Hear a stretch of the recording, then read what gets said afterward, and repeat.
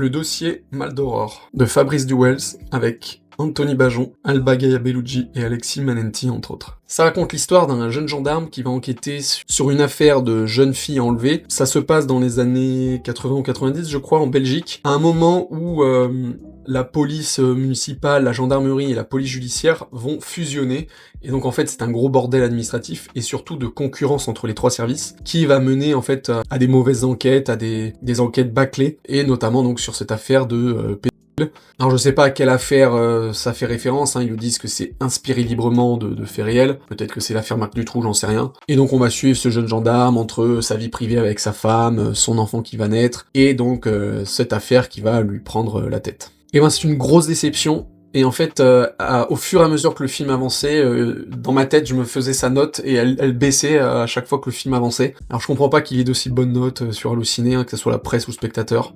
Le film en lui-même, il est bien fait, il est bien réussi, tout ça, mais alors déjà, il est très très long, je crois qu'il dure plus de 2h30. Alors, c'est une histoire vraie, enfin, c'est tiré d'une histoire vraie, et c'est ça le problème, c'est qu'en fait, pendant le film, je me suis dit, mais attends, mais il y a quoi de vrai, il y a quoi de faux dans le film ? Alors déjà, je pense que le héros, le personnage, il est fictif. L'affaire est peut-être réelle. Alors déjà, je vais parler de l'affaire elle-même. On nous raconte donc qu'il y a des problèmes de communication entre les trois services policiers, judiciaires et compagnie, qui font que ça va faire foirer un peu l'enquête. Alors, on le voit un tout petit peu au début du film, avec le fait qu'ils se donnent pas forcément les infos. Mais je suis désolé, l'affaire, elle capote par la seule faute du héros, et de la seule faute de la gendarmerie. C'est pas parce que, il y a plusieurs services en même temps qui vont dessus, qu'ils annulent la perquisition, je sais pas quoi. Genre là, dans le film, la gendarmerie, ils ont une perquisition pour aller dans le domaine du mec, du qui retient les enfants, et là, cette scène, elle est surnaturelle. Ils ont donc un papier officiel juridique qui dit « on peut rentrer chez vous et fouiller votre maison ». Il y a deux flics, il y a le héros et un autre flic qui rentrent dans la maison. Le flic, le héros, commence à fouiller, à poser des questions à la dame, et l'autre flic, son collègue, t'as l'impression que c'est un en fait. Il fait que dire à son collègue « Non mais arrête, ne fais pas ça, on n'a pas le droit et tout ». Enfin, le mec, en fait, il sabote la perquisition. Je n'ai pas compris cette scène. Il fait que l'empêcher de faire son travail. Alors peut-être que, effectivement, juridiquement, il y a des trucs que t'as pas le droit de faire, mais quand t'es un gendarme et que t'enquêtes sur l'enlèvement de petites filles par un pile, qui en plus de ça, le suspect, il a quand même été déjà en tôle pour viol sur mineur et enlèvement et tout. Donc je veux dire, le mec est un connaisseur. Donc je suis désolé, mais c'est pour ça que histoire vraie, j'arrive pas à y croire. Parce que je sais pas, dans la vraie vie, tes flics, enfin, cette scène n'existe pas pour moi. Je ne comprends pas comment elle peut exister. C'est aberrant. Et donc, le héros qui continue à fouiller, il entend même à un moment donné des murmures d'enfants, il trouve une porte scellée avec un cadenas, il le pète, son collègue, il essaye de l'en empêcher, après il rentre dans la cave. Surtout que oui, au début du film, il a quand même un enregistrement d'un témoin qui dit avoir vu cet homme parler d'enlever des fillettes à un certain prix et qu'il les mettrait dans une cave.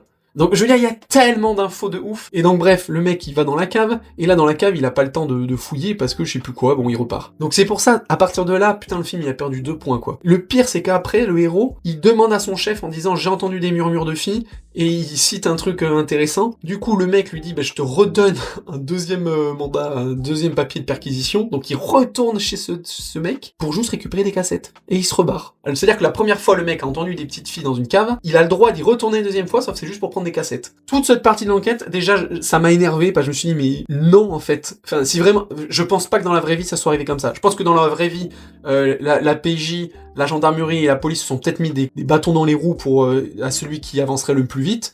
Ça, je veux bien le croire, mais du coup, dans le film, c'est pas ce qu'on voit. Donc, vraiment, naze. Et ensuite, c'est le personnage principal. Le héros, mais quelle horreur, j'avais juste envie qu'il meure à la fin du film. On montre qu'il a une obsession sur cette affaire et sur cette petite fille, et c'est très mal amené parce qu'en fait on sait pas pourquoi. Il a une obsession, tu te dis mais tu les connaissais pas ces filles, enfin je sais pas, je trouve que c'est excessif. Et en fait c'est surtout la comparaison avec sa vie privée. Parce qu'en fait, le film, il met longtemps à démarrer, pendant, je pense, 20-30 minutes, c'est concentré sur lui, et sur sa femme, son mariage, le fait qu'ils vont avoir un bébé. On te montre une vie heureuse avec elle, et en fait, pendant tout le reste du film, en fait, il s'en bat les couilles de sa famille.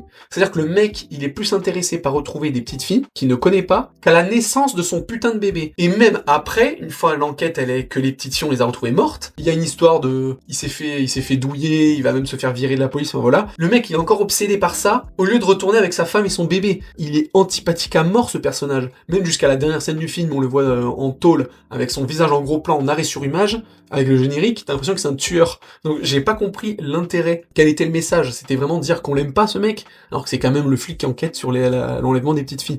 Vraiment, je n'ai pas compris. Tu vois, en plus, il pète un plomb pendant le film parce qu'il est tellement obsédé par avoir perdu ses petites filles, mais mec, il a un bébé qui est né, il s'en branle. C'est pour ça, alors soit le film est très très mal fait, soit c'était fait exprès de nous montrer un mec dégueulasse dont on s'en bat les couilles, sur une histoire qui est débile, parce que, enfin, vraiment, là, je suis désolé. Première scène du film, il y a un témoin qui dit clairement où sont les petites filles, et après, le mec, il va 2 fois dans la maison où il y a les petites filles sans jamais le trouver. Si ça fait partie de l'histoire vraie, faut virer tout le service de police, là. Donc, non. Voilà, le film en soi était pas dégueu, mais en fait, quand tu vois ça, je sais même pas comment tu peux apprécier le film. Moi, je suis sorti du film tellement j'ai trouvé ça naze. Donc, bah oui, forcément, je ne conseille pas ce film, hein, surtout si vous avez pas forcément du temps à perdre. Là, 2h30, c'est très très long.